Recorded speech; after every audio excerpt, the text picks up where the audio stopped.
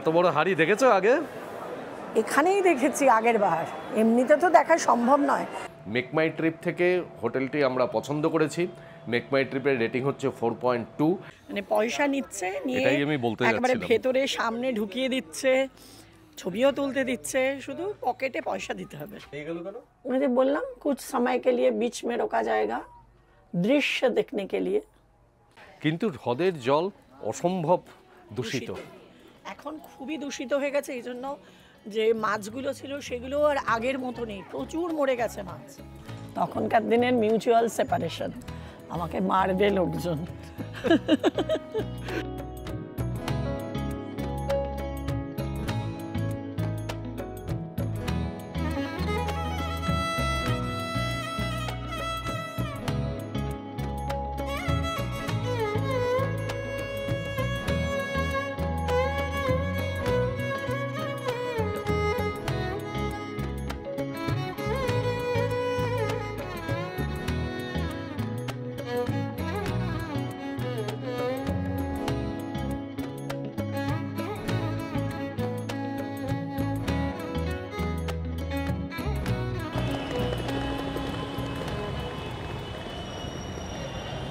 আজকে 16ই অক্টোবর 2025, ঘড়িতে এখন সময় 7টা বেজে 17 মিনিট। আমরা এসে পৌঁছালাম আজমির জংশন স্টেশনে। এখান থেকে আমরা প্রথমে যাব হোটেল, তারপরে যদি আজকেই সম্ভব হয় আমরা আজকে একবার আজমির শরীফ দরগা ঘুরে আসব। তাহলে চলুন আপনাদের প্রথমে আজমিরে আমরা যে হোটেলটির সাথে কথা বলেছি সেই হোটেলটি দেখেন।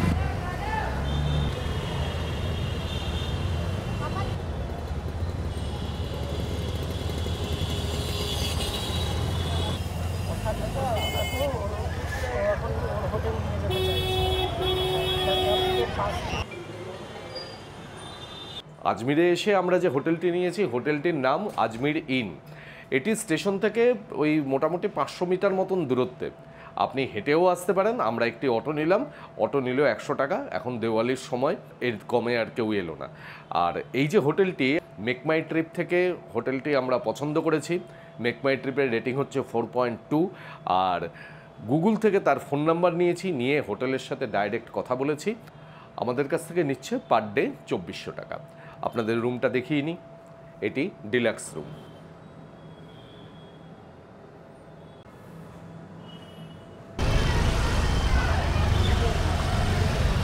হোটেলে চেক ইন করলাম, চেক ইন করেই আমরা এখন খাজা মঈনুদ্দিন চিশতির দরগার দিকে দর্শন করতে এগোচ্ছি। এই আজমির শহর অজেয় মেরু নামে পরিচিত।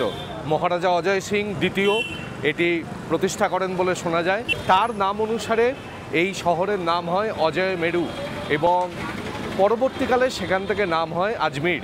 কিন্তু এই আজমির খ্যাতি পায় খাজা মঈনুদ্দিন চিশতির নাম অনুসারে। ইলতুৎমিশের সাথে খাজা মঈনুদ্দিন চিশতি তিনি ভারতবর্ষে এসেছিলেন এবং এসে তিনি বিভিন্নভাবে মানুষের কল্যাণ করতে থাকেন।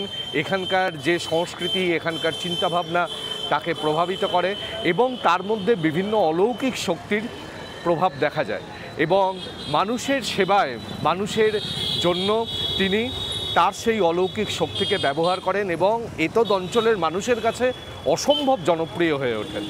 খাজা মঈনুদ্দিন চিশতির মৃত্যুর পরে এইখানে তার স্মৃতির উদ্দেশ্যে দরগা নির্মিত হয়েছে 1236 খ্রিস্টাব্দে।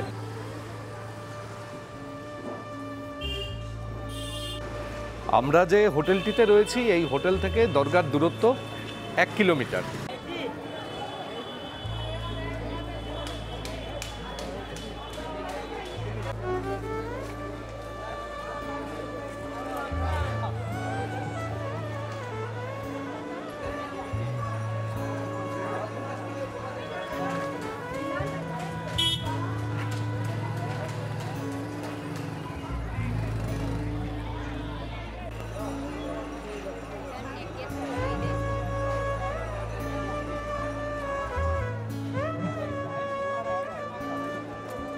एक चादर भी पेश करवाओ ख्वाजा के दरबार में आपके परिवार के तरफ।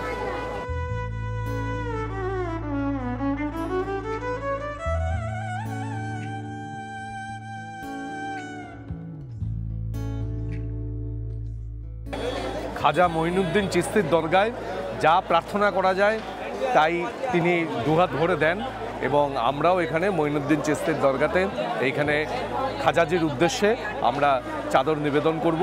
এখানে নিলাম একটি দোকান থেকে, সব মিলিয়ে আমাদের কাছ থেকে চাদর ফুল সব মিলিয়ে নিল 200 টাকা।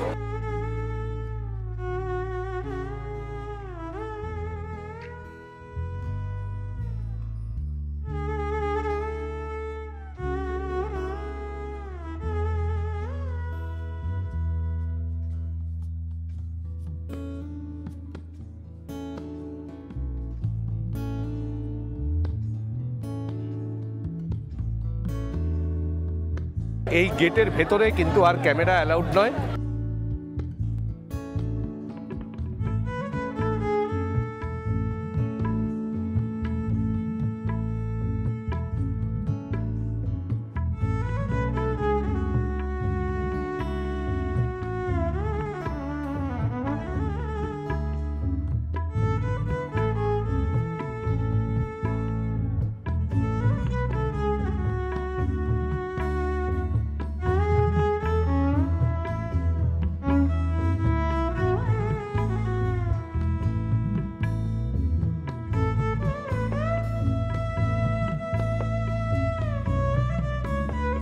খাজা গরিব নওয়াজ মঈনুদ্দিন চিশতির এই দরগা সকাল 5:30টায় ফজর কি নামাজের সাথে খোলে এবং রাত্রি 9:15টার সময় ঈশা কি নামাজের সাথে সাথে বন্ধ হয়, দিনভর খোলা থাকে।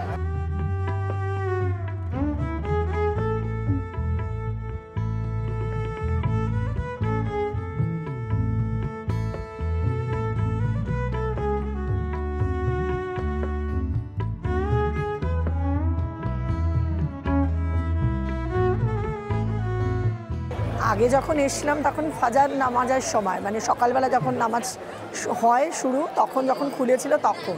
আর এইবার এসছি রাত্রিবেলা যখন দরগা বন্ধ হচ্ছে ঈশার নামাজের সময়। দুটো পরিস্থিতি দুরকম। তখন একেবারে শান্ত চুপচাপ আমরা দেখেছিলাম যে একটা জায়গায় মহিলারা বসে নামাজ পড়েন, আরেকটা পুরো পৃথক জায়গায় পুরুষেরা বসে নামাজ পড়েন। খুব শৃঙ্খলা কিন্তু এখানে, খুবই শৃঙ্খলা।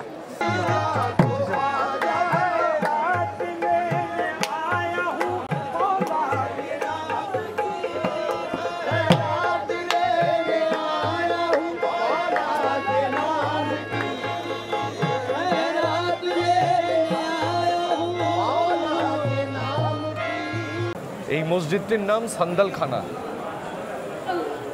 এই জায়গাটি হলো সম্রাট আকবর প্রতিষ্ঠিত বাড়ি দেগ বা বড় রান্নাঘর, আর ওই দিকে রয়েছে জাহাঙ্গীর প্রতিষ্ঠিত ছোটি দেগ। এই বাড়ি দেগে সবাই দান করেছেন।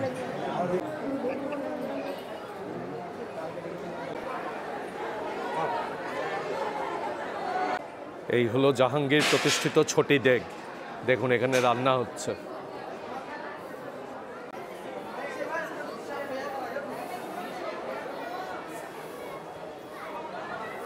কি এত বড় হাঁড়ি দেখেছো আগে? এখানেই দেখেছি আগের বার, এমনিতে তো দেখা সম্ভব নয়। আমার কথা হচ্ছে যে রান্না করে, দেখুন এই যে নাড়িয়ে যে রান্না করে তার ক্ষমতাটার কথা ভাবুন। এই ছোটি দেগের ভেতর রান্না করা অবস্থা দেখা যায় না। এই ভাই সাহেব আমাদের ব্যবস্থা করে দিলেন দেখার জন্য। आपका बहुत बहुत शुक्रिया। आपका शुभ नाम? शरफुद्दीन। শরফুদ্দিন। তা সাইফুদ্দিন জি আমাদের দেখার সুযোগ করে দিলেন। এই জায়গাটি হলো সম্রাট শাহজাহান প্রতিষ্ঠিত শাহজাহানি মসজিদ। এইখানে সবাই একত্রিত হয়ে নামাজ পড়েন। দেখি ভেতরে যাই, গিয়ে দেখি।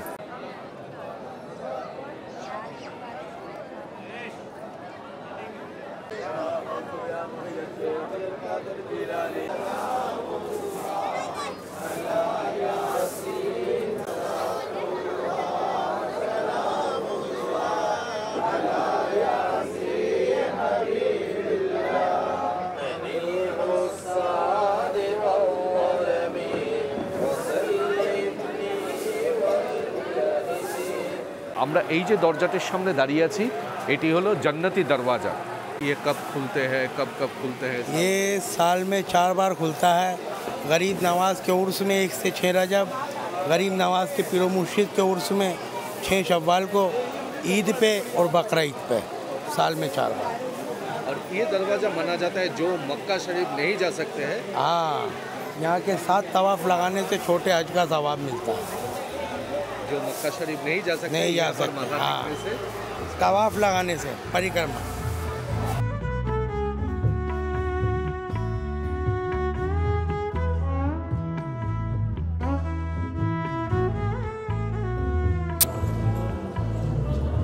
খাজা মঈনুদ্দিন চিশতির দরগা দর্শন করে আমরা এখন ফিরে যাচ্ছি। মানুষের কল্যাণ করতে গেলে যে কোনো ধর্মের প্রয়োজন হয় না, এই আজমির শরীফ দরগা তার প্রমাণ। সর্বধর্মের জন্য উন্মুক্ত, সমস্ত মানুষ এখানে আসেন এবং এই বাবার কাছে তার মনস্কামনা জানান এবং শোনা যায় যে খাজাজি সবার মনস্কামনা পূর্ণ করেন। আপনারাও আজমিরে এসে অবশ্যই আজমির শরীফ দরগা দর্শন করে যাবেন।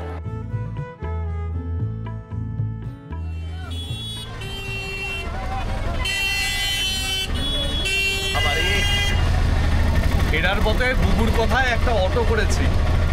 এই দরগা থেকে আমাদের হোটেল পর্যন্ত 100 টাকা নেবে, কিন্তু অটো করেছি আর মরেছি। এই যে রাস্তা, এই অটোতে যাওয়ার থেকে হেঁটে গেলে আগে পৌঁছতাম।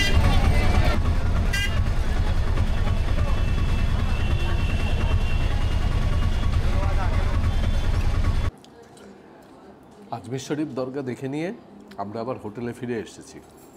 আমরা যে হোটেলে রয়েছি সেখানে যে রেস্টুরেন্টটি, সেটি ভেজ রেস্টুরেন্ট। তো আমরা এখানে প্রথমে নিয়েছি ভেজ স্প্রিং রোল, আর তারপরে মেইন কোর্সে আরও কিছু অর্ডার করব। আগামীকাল সকালবেলা আমরা এখান থেকে যাব পুষ্কর।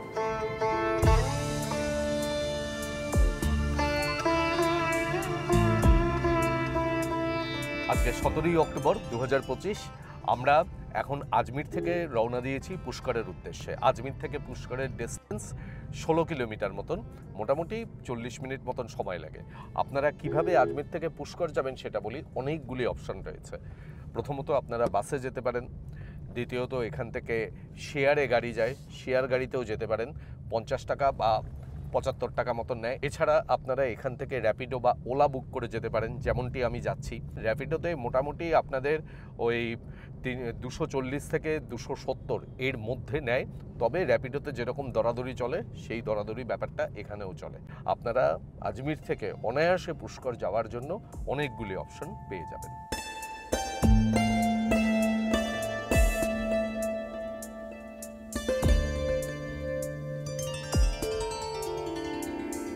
তবে এখানে সব জায়গায় যা ভিড়, আমি ভেবেছিলাম যে এই আজমিরে, আপনাদের আজমিরের হিস্ট্রি বা আজমিরের যে মাহাত্ম্য সেটা কিছুটা বলবো, কিন্তু বলার সুযোগই পাচ্ছি না।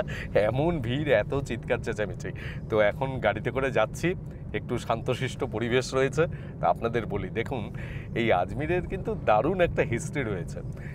1192 সাল মোহাম্মদ ঘুরি ভারতবর্ষ আক্রমণ করলেন। পৃথ্বীরাজ চৌহান সেই আক্রমণ প্রতিহত করেন এবং তেরাইনের যুদ্ধে মোহাম্মদ ঘুরি পরাজিত হয়ে আবার ফিরে যান। কিন্তু ঠিক তার পরের বছর 1193 সালে মোহাম্মদ ঘুরি আবার ভারত আক্রমণ করেন এবং পৃথ্বীরাজ চৌহানকে পরাজিত করেন। পরাজিত করে তিনি এখানে ইসলামিক শাসনের সূচনা করেন। আর তার কোনো সন্তান ছিল না, তার এক অনুগত দাস ইলতুৎমিশ, তাকে তিনি এই অঞ্চলে শাসনের দায়িত্ব দিয়ে যান এবং তিনি এই যে কাজটি করেছিলেন এটি হলো এই আজমিরে। এই আজমির থেকেই ইলতুৎমিশ ভারতে ইসলামিক শাসনের সূচনা করেন এবং আপনারা সবাই জানেন যে ইলতুৎমিশের এই রাজবংশ, যেটি দাস বংশ নামে ইতিহাসে প্রসিদ্ধ।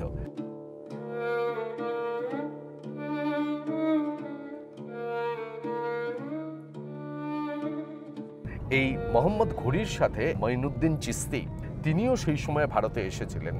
আসলে তার জন্ম হচ্ছে পারস্যে, ইরানে, এবং এখানকার মানুষের কাছে তিনি অত্যন্ত জনপ্রিয় ছিলেন। সবাই তাকে জাতি ধর্ম নির্বিশেষে খুব ভালোবাসতেন।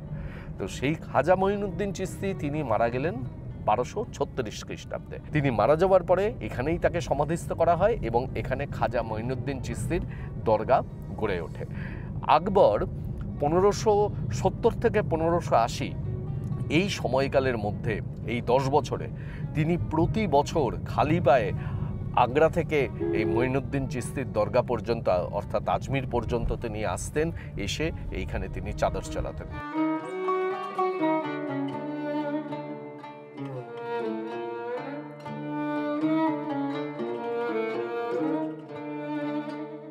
আকবরের সাথে রাজপুতদের যে হলদিঘাটির যুদ্ধ হয়েছিল, সেই হলদিঘাটি যুদ্ধের পরিসমাপ্তি চুক্তি হয়েছিল এখানে তারাগড় দুর্গে। আর এই তারাগড় দুর্গেই কিন্তু আরও একটি গুরুত্বপূর্ণ ব্যাপার ঘটেছিল, যে ইস্ট ইন্ডিয়া কোম্পানির স্যার টমাস রো ভারতবর্ষে যখন আসেন, তখন জাহাঙ্গীর এই তারাগড় দুর্গ থেকেই ভারতে তাকে ব্যবসা করার জন্য যে সনদ বা অনুমতি সেটি প্রদান করেন। অর্থাৎ এখান থেকেই কিন্তু ভারতে ইস্ট ইন্ডিয়া কোম্পানি বা এই ব্রিটিশ শাসনের সূচনার বীজ এখান থেকেই বপন হয়েছিল। কাজেই এই তারাগড় দুর্গ বা আজমিরের কিন্তু একটি অত্যন্ত সমৃদ্ধ ইতিহাস রয়েছে।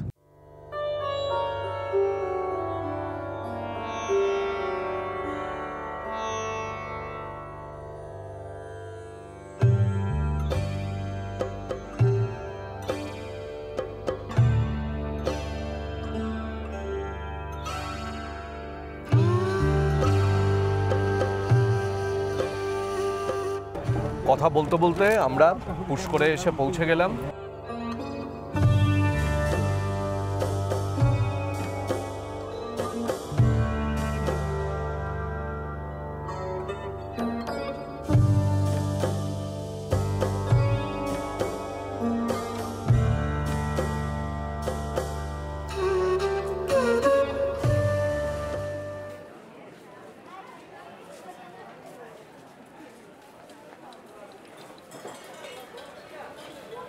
কলির প্রভাব থেকে সৃষ্টিকে মুক্ত করতে ব্রহ্মা কলির প্রভাবমুক্ত স্থান নির্বাচনের জন্য স্বর্গ থেকে একটি পুষ্প নিক্ষেপ করেন। সেই পুষ্প 3টি জায়গায় আঘাত পেয়ে তারপরে মর্তে পতিত হয়। এই 3টি জায়গায় আঘাতের ফলে 3টি হ্রদ তৈরি হয়। একটি হলো ব্রহ্ম পুষ্কর, একটি বিষ্ণু পুষ্কর আর একটি রুদ্র পুষ্কর, এবং এই 3টি হ্রদ একত্রিত হয়ে সৃষ্টি হয় মহাপুষ্কর।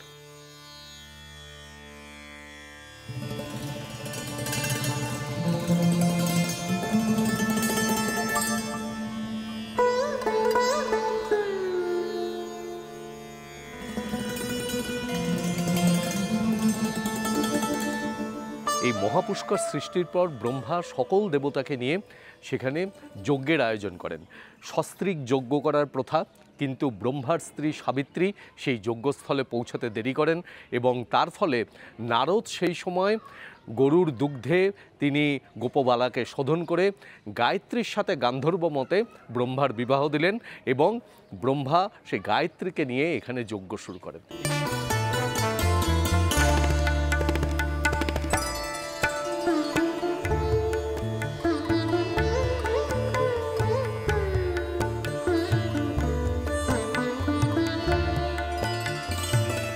কিছুক্ষণ পরে যখন সাবিত্রী এখানে এসে উপস্থিত হলেন, তখন এই দৃশ্য দেখে তিনি প্রচণ্ড অপমানিত হলেন এবং ক্রোধে অত্যন্ত অগ্নিশর্মা হয়ে তিনি ব্রহ্মাকে এই অভিশাপ দিলেন যে আমাকে ত্যাগ করে তুমি এখানে যজ্ঞর সূচনা করেছো, কাজেই একমাত্র এই অঞ্চল ছাড়া সারা পৃথিবীতে কোথাও তুমি পূজিত হবে না। এবং তারপরের থেকে এই সাবিত্রীর অভিশাপে একমাত্র পুষ্কর ছাড়া সারা পৃথিবীতে আর কোথাও ব্রহ্মার মন্দির নেই।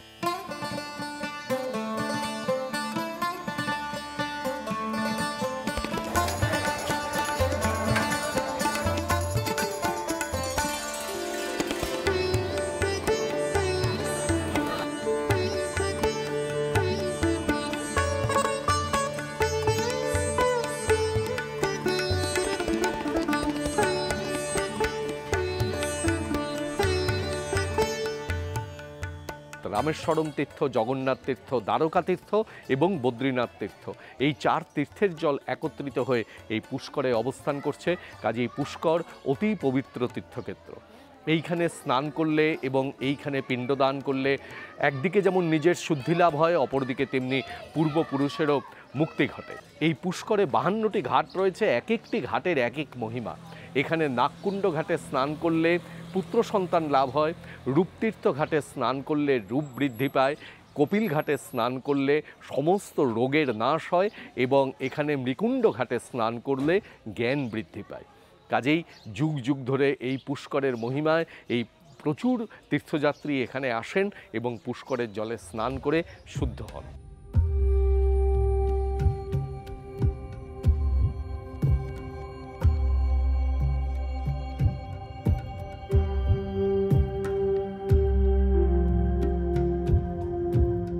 আমরা এসে পৌঁছলাম পুষ্করে ব্রহ্মা মন্দিরের সামনে।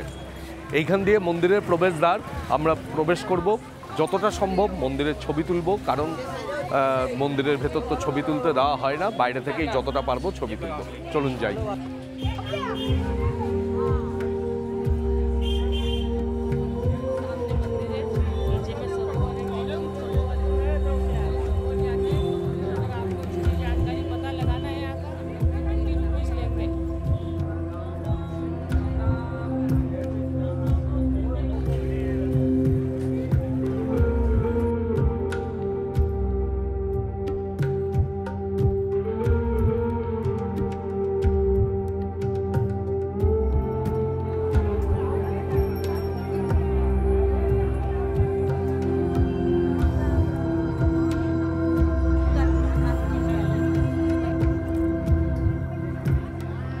সাবিত্রী মাতার অভিশাপের পর প্রজাপিতা ব্রহ্মার এখানেই সারা বিশ্বে একমাত্র মন্দির।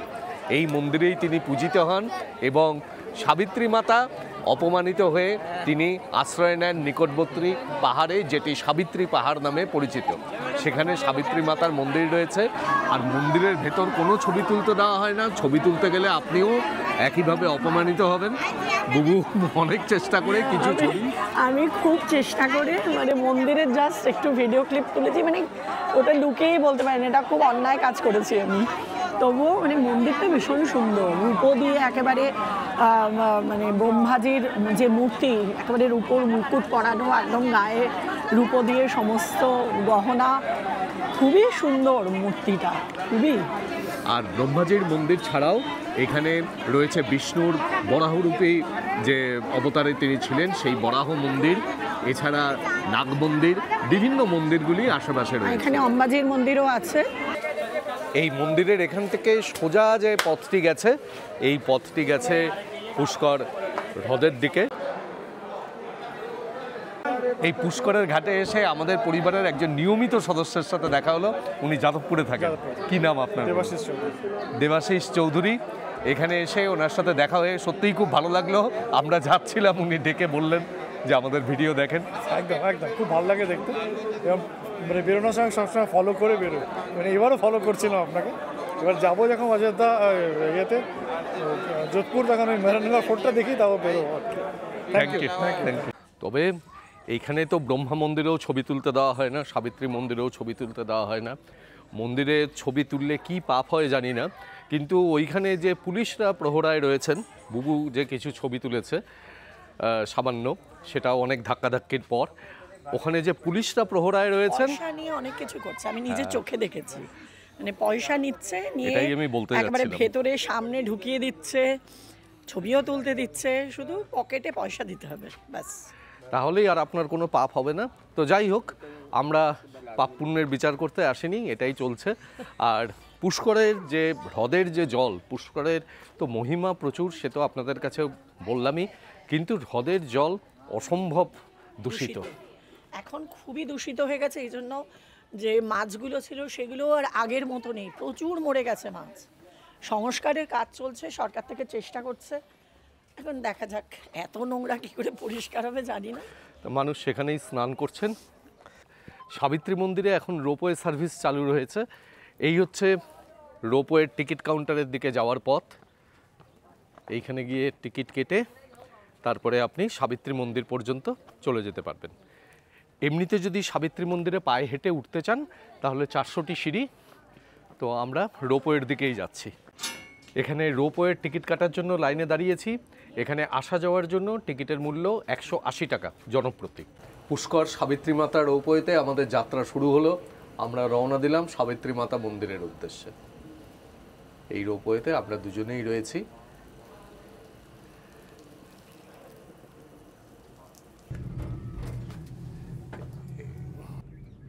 দারুণ সুন্দর লাগছে, কিন্তু এখান থেকে পুরো পুষ্কর শহরের দৃশ্য খুব সুন্দর লাগছে।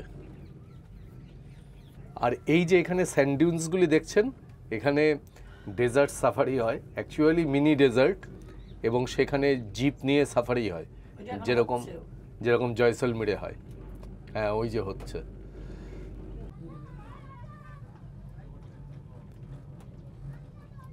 আমরা রোপওয়ে দিয়ে উঠছি, আর ওই যে বাচ্চাগুলি দৌড়ে দৌড়ে উঠছে সিঁড়ি দিয়ে। রোপওয়ের আগে পৌঁছে যাবে, রোপওয়ের সাথে কম্পিটিশন দিচ্ছে।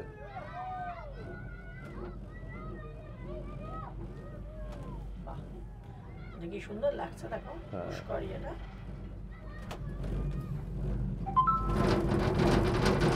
দেখুন मैं बोलना कुछ समय के लिए बीच में रोका जाएगा दृश्य देखने के लिए, अति सुंदर दृश्य। सही बात बोला। রোপওয়েতে উঠলে আমার সব থেকে ভালো লাগে, এত ফুরফুরে হাওয়া দেয় না, আর যেগুলো এরকম ওপেন রোপওয়ে চারিদিক থেকে হাওয়া আসছে, ও চোখ জুড়িয়ে আসছে। চারিদিকে আরাবল্লী পাহাড়ের সারি কি সুন্দর দেখা যাচ্ছে দেখুন এখান থেকে। বড় ধীরে যাচ্ছে। আমরা এসে সাবিত্রী মাতা মন্দিরে পৌঁছালাম। এই মন্দির দুপুর 12টা থেকে 2টো পর্যন্ত বন্ধ থাকে, আর মন্দিরের ভেতরে মানে এই গেট পার হওয়ার পরে কোনো ছবি তুলতে দেওয়া হয় না। তবে এখান থেকে দৃশ্য অসাধারণ। এই পুষ্করে আসলে কিন্তু অবশ্যই আপনারা সাবিত্রী মাতার মন্দিরে আসবেন। যেমন সুন্দর এই রোপওয়ে জার্নিটা, কিন্তু আমি বলবো যে মন্দিরের পরিসর অত্যন্ত নোংরা, খুবই নোংরা, এত নোংরা ভাবা যায় না। গন্ধ বেরোচ্ছে, হনুমানের প্রচুর উৎপাত, কিন্তু ঠিক আছে চলো, এখন আমাদের বেশিরভাগ ধর্মস্থানই তো এরকমই হয়, ওটা আমরা মেনে নিয়েছি। তবে এই যাত্রাটা খুব ভালো। রোপওয়ে করে আবার নেমে আসলাম। যেতে এবং আসতে মোটামুটি প্রতি ক্ষেত্রে ওই 5 থেকে 6 মিনিট করে সময় লাগবে। সাবিত্রী মাতার মন্দির অবশ্যই দর্শন করে আসবেন। সাবিত্রী মাতা একাকী পাহাড়ের উপরে বাস করছেন। তখনকার দিনের মিউচুয়াল সেপারেশন, আমাকে মারবে লোকজন। সত্যি স্বামীর উপর অভিমান করে এখানে এসে আলাদা বসবাস শুরু করেছেন। যাই হোক, আর এই পুষ্করে আরেকটি বিষয়, সেটি হচ্ছে যে কার্তিক মাসে এখানে কিন্তু পুষ্কর মেলা অনুষ্ঠিত হয়, যেটি খুব বিখ্যাত। 1 মাস ধরে চলে এই মেলা। এই সময় এখানে ক্যামেল ফেয়ার এবং বিভিন্ন ধরনের কালচারাল অনুষ্ঠানও হয়। আজমিরের একটা অত্যন্ত গুরুত্বপূর্ণ জায়গা হলো আন্না সাগর লেক। দেখুন আপনাদের দেখাচ্ছি। চারিপাশে পাহাড় ঘেরা, শহরের ঠিক মাঝখানে এই আন্না সাগর লেক। এর একদিকেই হচ্ছে মঈনুদ্দিন চিশতির দরগা।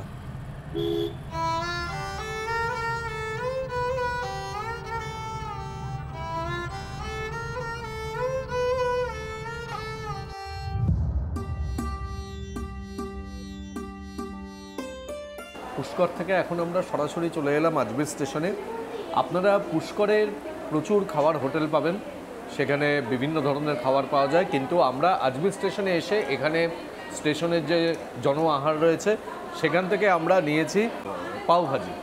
তা পাওভাজি নিয়ে এই 1 প্লেট পাওভাজি 50 টাকা করে, আপাতত এটাই খাচ্ছি। আর আমরা শতাব্দী এক্সপ্রেস ধরবো এখান থেকে জয়পুর যাওয়ার জন্য। তো শতাব্দীতে তো ইভিনিং স্ন্যাক্স দেয়, তো সেটা দিয়েও আমাদের খাওয়া হবে। আর এখানে কিন্তু ভাতও পাওয়া যায়, ভাত এবং বিভিন্ন তার সাথে ভেজ আইটেম পাওয়া যায়, যাই পাওয়া যায়। তো আপনারা এখানে ভাতও খেতে পারেন। আজমির এবং পুষ্কর ভ্রমণ শেষ করে এখন আমরা এসে পৌঁছেছি আজমির স্টেশনে। এখান থেকে আজকে বিকেলবেলা 3টে 50 মিনিটের আজমির নিউ দিল্লি শতাব্দী এক্সপ্রেস ধরে আমরা 5টা 25 মিনিটে গিয়ে পৌঁছাবো জয়পুর। মাত্র 1 ঘন্টা 35 মিনিটের জার্নি। আর আমাদের এই আজমির এবং পুষ্কর ভ্রমণের ভিডিও আপনাদের কাছে কেমন লাগলো সেটা কিন্তু অবশ্যই কমেন্ট বক্সে কমেন্ট করে জানাবেন। ভালো লাগলে চ্যানেলটিকে সাবস্ক্রাইব করবেন এবং বরাবরের মতন আমাদের সঙ্গে থাকবেন। অনেক ধন্যবাদ।